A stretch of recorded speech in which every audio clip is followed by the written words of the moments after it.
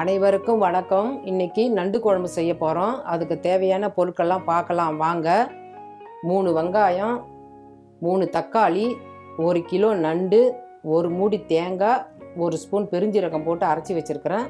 தனி மிளகாத்தூள் 2 spoon, 1,5 spoon தனியாத்தூள், 3 பச்சை மிளகா, 2 ஸ்பூன் இஞ்சி பூண்டு, கொஞ்சம் எலுமிச்சம்பழம், கொஞ்சம் கருவேப்பிலை கொத்தமல்லி, இந்த ஸ்பூன் அளவுக்கு மஞ்சத்தூள், தேவையான அளவுக்கு உப்பு, கொஞ்சம் பட்டை, லவங்கம், ஏலக்காய், ஜாதிப்பூ, 2 ஸ்பூன் எண்ணெய், தேவையான அளவுக்கு தண்ணி.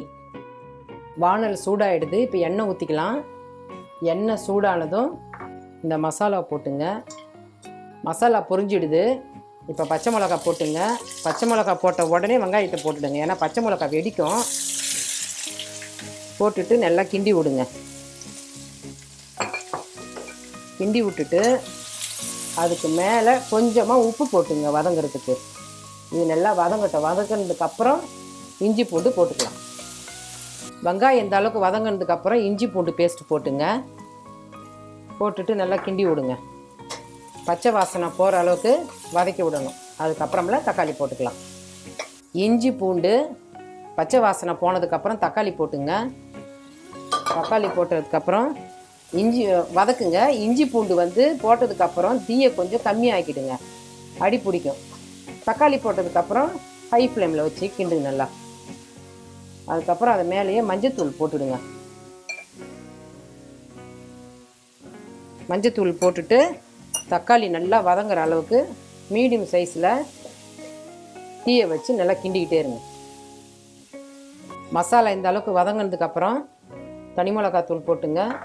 அதுக்கப்புறம் தனியாத்தூள் போட்டுங்க. குழம்புக்கு தேவையான அளவுக்கு உப்பும் போட்டுங்க. உப்பு போட்டு நல்லா கிண்டி விடுங்க. கிண்டி விட்டுட்டு தண்ணி ஊற்றுவோம். தண்ணி ஊற்றி ஒரு 20 நிமிஷம் கொதிக்கணும். அதுக்கப்புறமேல தான் நண்டு போடணும். தண்ணி ஊற்றிக்கலாம் தேவையான அளவுக்கு.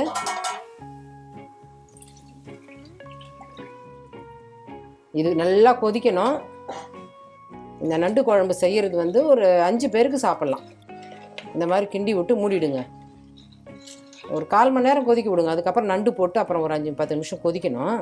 நண்டு குழம்புக்கு சைட் டிஷ் சொரக்காய் பொரியல் செய்ய போகிறோம். அதுக்கு தேவையான பொருட்கள்லாம் பார்க்கலாம் வாங்க. 1 கிலோ அளவுக்கு சொரக்காய் எடுத்து கட் பண்ணி வச்சுருக்கிறேன்.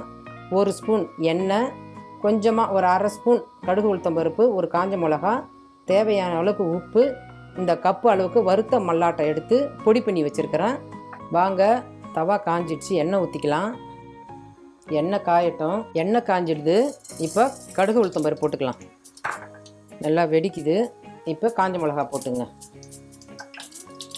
போட்டுட்டு கொஞ்சம் இப்படி கிண்டி விடுங்க. இப்போ உளுத்தம்பருப்பு செவந்துடுச்சு. கடுகு வெடித்து முடிச்சிடுது. இப்போ சொரக்காய் போட்டுங்க. சொரக்காய் போட்டு நல்லா கிண்டி விடுங்க. இப்போ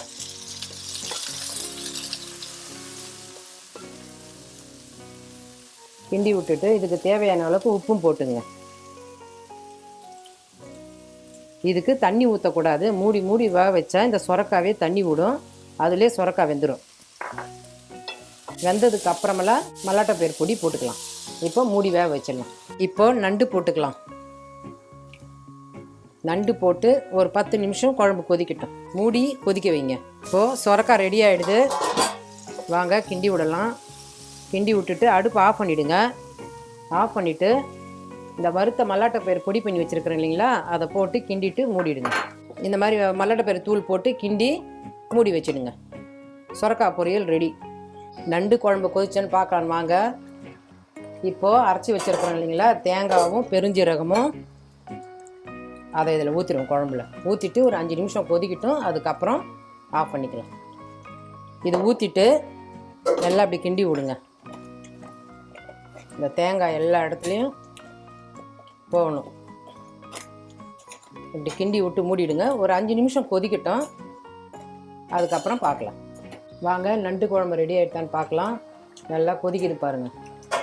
இந்த மாதிரி கொதிக்கணும். கொதிக்கணுன்னே அடுப்பை நிறுத்திடுங்க. அடுப்பை நிறுத்திட்டு கருவேப்பிலை கொத்தமல்லி வச்சுருக்குறோம் இல்லைங்களா, அதை போட்டுருங்க. அதை போட்டு இந்த அளவுக்கு எலுமிச்சம்பழம் கொஞ்சம் மேலே புழிஞ்சு விட்ருங்க. புழிஞ்சு விட்டு கிண்டிட்டு மூடிடுங்க. குழம்பு ரெடி ஆகிடுது. சொரக்காய் பொரியலும் நண்டு குழம்பும் செஞ்சாச்சு. வீட்டில் செஞ்சு பார்த்துட்டு கமெண்ட்டில் சொல்லுங்கள். நன்றி, வணக்கம்.